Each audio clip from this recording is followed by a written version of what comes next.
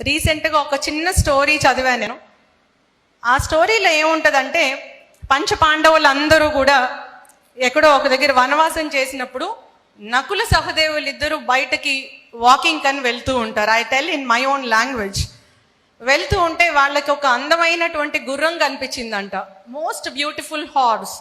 So ఇద్దరు అనుకున్నారంటే, ఇంత అందమైనటువంటి గుర్రం మనం ఎప్పుడూ చూడలేదు, మనం విద్యను అభ్యసించినప్పుడు కూడా ఇట్లాంటిది ఎప్పుడూ చూడలేదు, ఖచ్చితంగా ఇది మనం తీసుకొని వెళ్ళాలి అని చెప్పి దగ్గరికి వెళ్ళారంట.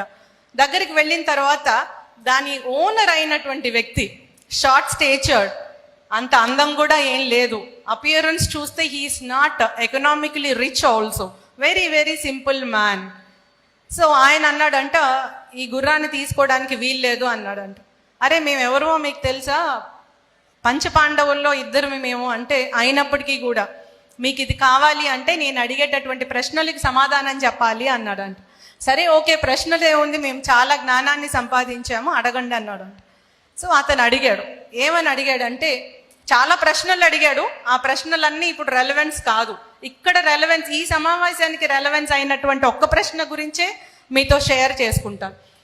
ఆయన అన్నాడంట, ఒక పెద్ద చెరువు ఉంది, ఆ చెరువు చుట్టూ 5-6 చిన్న చిన్న చెరువులు ఉన్నాయి, పాండ్స్ ఉన్నాయి, ఒక big lake and small small ponds అవన్నీ ఉన్నాయి. ఈ చెరువులో నీళ్లు తీస్తే ఆ 5-6 చెరువుల్ని నింపొచ్చు చిన్న చిన్నవి, కానీ 5-6 చెరువుల నీళ్లు తీసుకొస్తే ఈ పెద్ద చెరువుని నింపలేము. ఎందుకు అన్నాడంట. ఎందుకు అంటే, these people try to tell something, అది తవ్వడానికి ఇంత ఉంది, లేకపోతే నీళ్ళు ఇంకిపోతున్నాయి, అక్కడ సాయిల్ సరిగ్గా లేదు, వాళ్ళ జ్ఞానానికి వచ్చినంత వరకు వాళ్ళు చెప్పారు.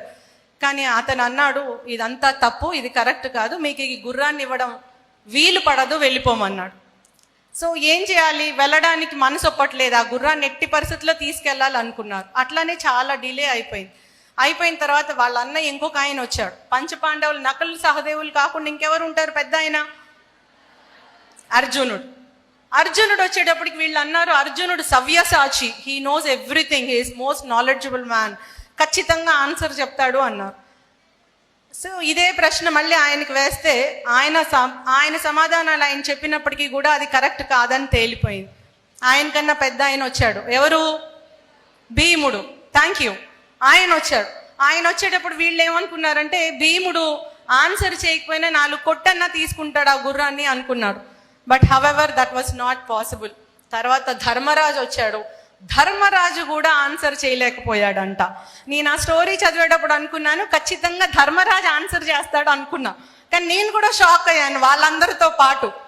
ఆ గుర్రాన్ని ఎవరైతే ఓనర్ ఉన్నాడో అతనితో పాటు, ఈ నకుల సహదేవులతో పాటు స్టోరీ చదువుతున్నటువంటి సరిత కూడా షాక్కి గురైంది. ఎందుకు అంటే, ఈవెన్ ధర్మరాజు కూడా ఆన్సర్ చేయలేకపోయాడు, దానికి సమాధానం చెప్పలేకపోయాడు. ఫైనల్గా I was also very curious to read. ఇంకా ఫాస్ట్గా స్వైప్ చేసేస్తున్నాను కింద ఆన్సర్ ఏంటి అని. స్వైప్ చేసేటప్పుడు ఆన్సర్ తెలిసింది. ఆన్సర్ చదివితే కంట్లో నీళ్ళు వచ్చాయి. ఆన్సర్ ఏంటంటే, ఆ పెద్ద చెరువు ఏంటంటే, అమ్మగారికి తెలిసి ఉంటుంది ఆన్సర్. ఆ పెద్ద చెరువు తల్లిదండ్రుల ప్రేమ, అభిమానం, మన మీద పెట్టుకున్నటువంటి నమ్మకం, మనం ఎదగాలని వారు చూపిస్తున్నటువంటి ఆకాంక్ష, అది ఆ పెద్ద చెరువులో ఉన్నటువంటి నీళ్ళంట. ఆ చుట్టూ ఉన్నటువంటి చిన్న చిన్న పిల్ల చెరువులు ఉన్నటువంటివి ఎవరు అంటే, మనందరం, మీరందరూ. మనం ఎంత కష్టపడినా ఆ ప్రేమకి ప్రతిఫలం ఇవ్వలేము. ఆ చెరువులో ఎన్ని నీళ్లున్నా ఆ నీళ్ళన్నిటినీ కలిపితే మళ్ళీ ఈ చెరువుకి సమానంగా కాలేదంట. అటువంటి ఉన్నతమైనటువంటి భగవత్ స్వరూపులు ఇక్కడ ఉన్నటువంటి తల్లిదండ్రులందరూ కూడా మరొక్కసారి మీ అందరికీ, నన్ను కన్నా నా తల్లిదండ్రులకి, ఇక్కడ ఉన్నటువంటి ఈ తల్లిదండ్రులందరికీ కూడా శిరస్సు వంచి నమస్కారం తెలియజేసుకుంటున్నాను.